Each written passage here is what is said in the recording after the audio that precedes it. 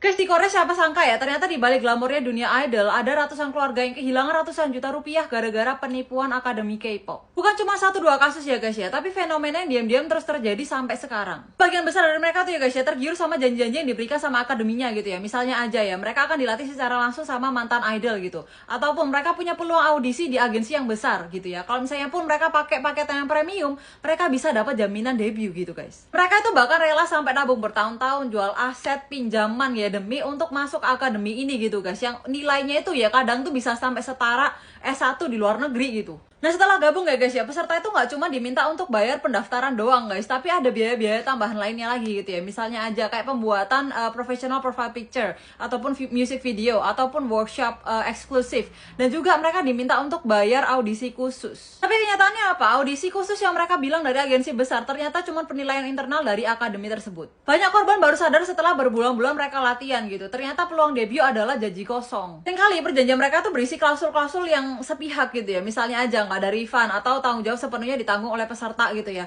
Dimana janji-janji yang mereka berikan kepada peserta ini tidak semuanya terpenuhi gitu. Dan ketika si peserta ini menuntut kembali uangnya kembali gitu ya, biasanya ditolak gitu dengan alasan perjanjian ini sudah disetujuin gitu. Media-media Korea kayak MBC, Hangyo, Seoul Sinmun gitu ya, beberapa kali mengangkat kasus penipuan tentang akademi K-pop yang terus terjadi sampai sekarang. Banyak korban yang kehilangan puluhan juta, ratusan juta, bahkan miliaran rupiah ya guys ya, demi akademi tersebut gitu. Dan ada beberapa kasus di mana akademinya tiba-tiba tutup ataupun ordernya tiba-tiba hilang atau keluar negeri gitu ya, ketika si korbannya ini melakukan komplain gitu. Beberapa pelaku memang sudah diproses hukum dan dijatuhi hukuman penjara ya guys ya, tapi pola penipuan seperti ini masih terus bermunculan gitu, karena minat terhadap kursus K-pop tuh masih sangat tinggi gitu di Korea, dan kurangnya pengawasan. Bukan cuma soal uang ya guys ya, banyak korban dan keluarga yang juga kayak mendapatkan tekanan mental gitu ya, sampai ada yang putus sekolah, ada yang juga merasa kayak gagal gitu, ada juga yang mereka itu sampai trauma terhadap dunia hiburan gitu ya, dan ada juga keluarga yang akhirnya harus menanggung hutang yang sangat besar karena mereka sudah terlanjur percaya sama janji-janji manis yang sudah diberikan sama akademi ini guys. Nah, kalau misalnya aja kalian punya rencana buat ke akademi K-pop, maupun ada keluarga yang mau ke akademi K-pop, please ingat 3 hal ini ya guys ya. Pertama, nggak ada yang namanya